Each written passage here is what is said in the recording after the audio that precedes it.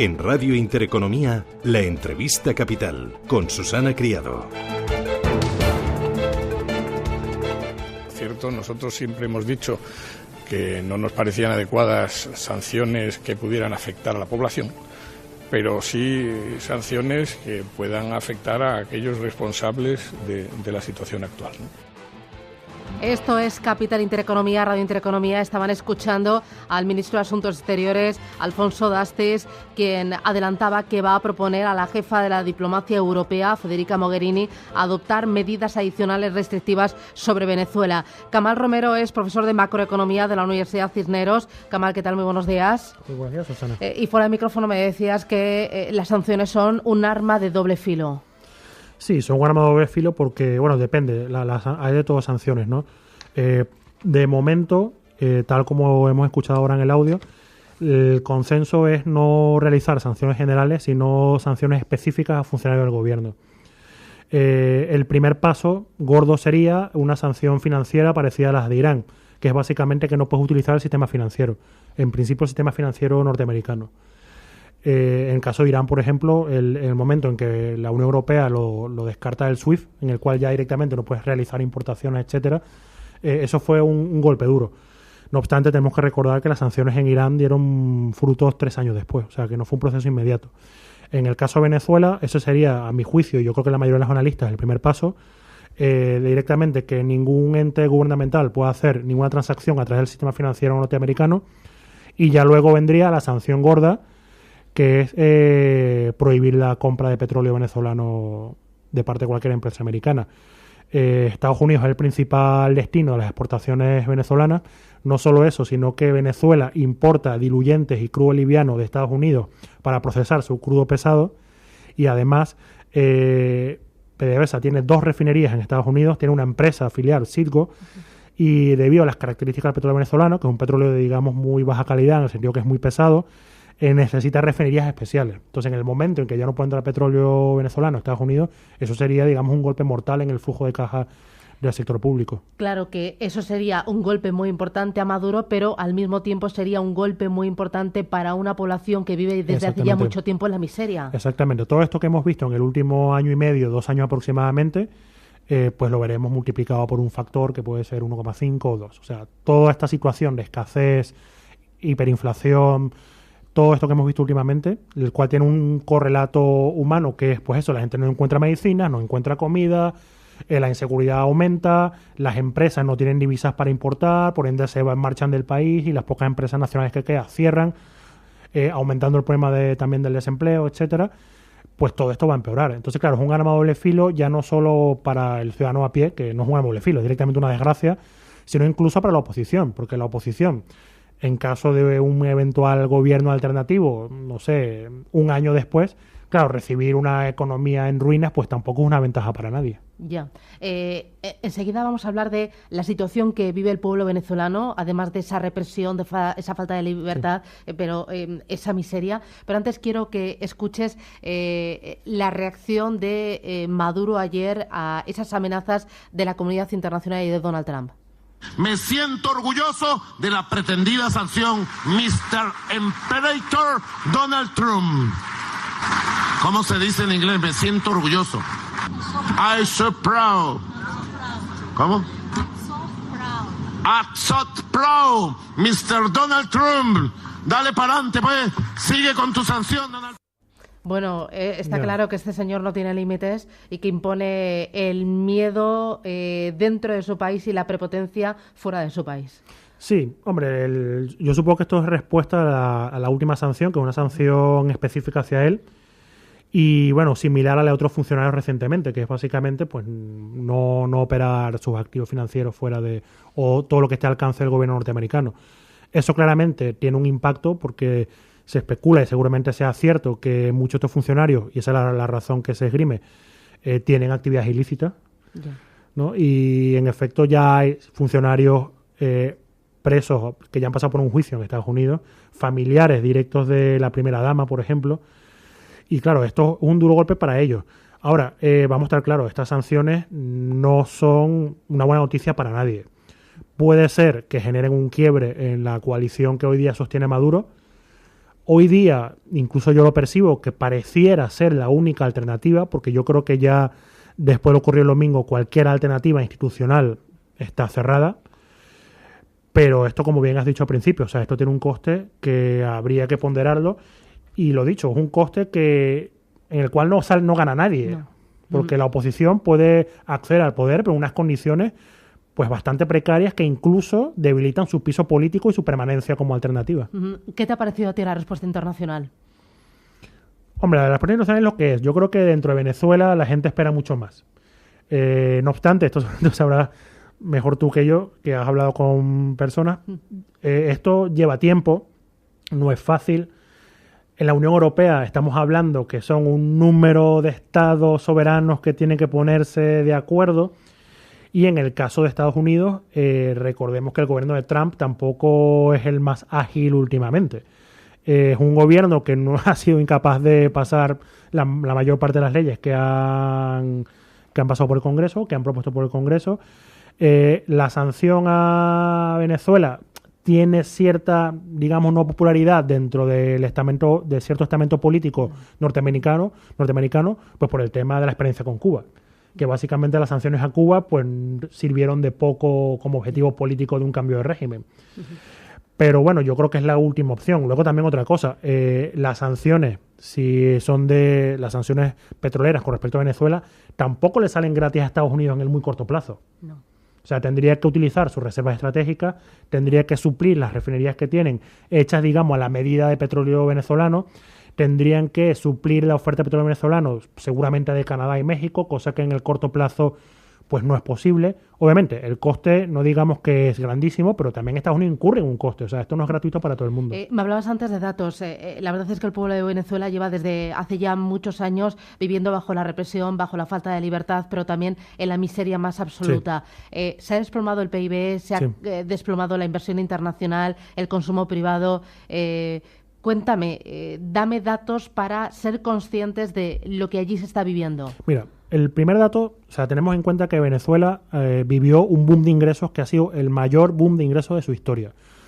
O sea, yo creo que hoy día no existe un país en Europa que haya tenido un boom de ingresos de esa magnitud desde el Plan Marshall. ¿No? Pongamos un ejemplo. Pero lo curioso es que durante ese boom de ingresos, el gobierno tuvo un comportamiento fiscal sumamente irresponsable. En el 2007, antes de la caída del precio del petróleo, había un déficit fiscal del 2%. Hoy día, el déficit fiscal, según el Fondo Monetario, que es un estimado porque el gobierno no da cifras oficiales, puede alcanzar el 15% al cierre del año. Un déficit fiscal de 15%. Nosotros nos horrorizamos cuando Grecia tiene un déficit fiscal de 8% o de 5%, realmente. Y España está en emergencia con un déficit fiscal del 4%. El déficit fiscal en Venezuela es del 14%, según un estimado del Fondo Monetario Internacional. Los ingresos, recordar que los ingresos petroleros los ingresos por venta de petróleo son el principal ingreso fiscal. Son el 50% de los ingresos fiscales y son el 90% de la oferta de divisas del país. Los ingresos fiscales han caído a la mitad en 5 años. Y el gasto público se ha mantenido relativamente estable, aunque también ha caído. Y aquí hay un tema. En Venezuela, el gran error de Maduro ha sido no realizar ningún ajuste económico, pero es que no ha hecho nada. Absolutamente nada. ¿Qué ocurre? Esto lo que ha hecho es que ha trasladado todo el ajuste económico a la población. Es decir, yo no deprecio el tipo de cambio, yo no elimino los controles de precios, yo no hago un ajuste fiscal. ¿Cuál es el correlato de eso? El correlato de eso es pues restricciones cuantitativas a las importaciones de alimentos, medicinas, insumos para producir. Toda la escasez, todas las colas que hemos estado viendo últimamente son consecuencia en parte de eso, de que el gobierno lo que ha hecho es una restricción cuantitativa de importaciones. Pero luego también está la otra cara de la moneda. Son estos controles los que en un escenario de que ya no existe renta para repartir dentro de los socios del gobierno, pues la renta ¿cuál es? La renta son las actividades ilícitas que surgen del arbitraje de estos controles. Porque luego es el mismo ejército que lleva camiones de gasolina a Colombia para venderlo a precio de mercado, son los mismos que importan alimentos a $1 subsidiado y luego los venden a precio de mercado. Entonces, claro, hoy día estas son las rentas que hay que repartir en el momento que desaparece la renta petrolera, en el momento que desaparece el boom de ingresos. Entonces, claro, aquí obviamente estamos en el peor de los escenarios, porque aunque Maduro quisiera hacer un ajuste, políticamente es inviable porque perdería el apoyo a la coalición que lo sostiene. Me interesa también la inversión internacional, porque España ha sido uno de los grandes inversores en el país, también Estados Unidos. Congelada totalmente, las empresas que pudieron en su momento escaparon, pero hay otras que están ahí atrapadas. Bueno, la mayoría son empresas en el sector petrolero, ¿no? O sea, el sector petrolero hay que reconocer que es algo particular. O sea, tenemos empresas italianas, francesas, norteamericanas que llevan años en países con guerras civiles extrayendo petróleo, ¿vale? Es un caso particular. Pero, por ejemplo, yo creo que el caso más notable, porque ha aparecido en la prensa en los últimos años, es el caso de las aerolíneas. ¿Por qué las aerolíneas se marchan? Y con esto explico un poco por qué se han marchado la mayoría de las empresas. Porque debido al control de divisas, o sea, el flujo de caja que generan muchas empresas dentro de Venezuela es en bolívares. Cuando desean cambiar esos bolívares a divisas como euro o dólar para poder cumplir sus compromisos y para poder repatriar dividendos, ¿qué ocurre? Como existe un control de divisas, pues ellos dan sus bolívares al sector público, o sea, existe una oficina burocrática, se la dan a la oficina burocrática, cuando las cosas iban bien, tardaban 6 meses en dar esta cantidad en divisas, luego 1 año y luego ya no las dan. ¿Qué ocurre? Como es un compromiso que tiene el sector público con las aerolíneas, pues es una deuda implícita que tiene. ¿Qué ocurre? Las aerolíneas, al ver que no van a recuperar ese dinero, se han ido marchando. Y así, te digo aerolíneas, como te digo Ford, como te digo General Motors, como te digo... Todas las que han podido. Todas las que han podido. Me queda poquito tiempo, Kamal. Sí. 3 cositas para terminar. El final de todo esto, ¿tú cómo lo ves? ¿Cuál va a ser el desenlace? Pues mal. Yo me hubieras hecho esta pregunta hace 2 años y yo no me hubiera imaginado que Maduro hubiera aguantado en esta situación tanto tiempo. Yo era de los que pensaba que iba a haber un ajuste económico, era el que pensaba que iba a haber un coste político, pero que bueno, que yo sí pensaba que el chavismo se iba a mantener hasta las próximas elecciones presidenciales, pero que ahí, no sé, se marcharía ella. Ahora mismo, como he dicho al principio, no veo ninguna solución institucional. Ninguna. Y yo creo que lamentablemente tendremos que ir hacia el tema de las sanciones y eso implica pues un castigo aún mayor para la población venezolana.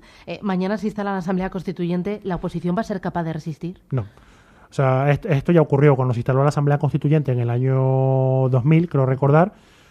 Pues nada, hubo un impasse similar.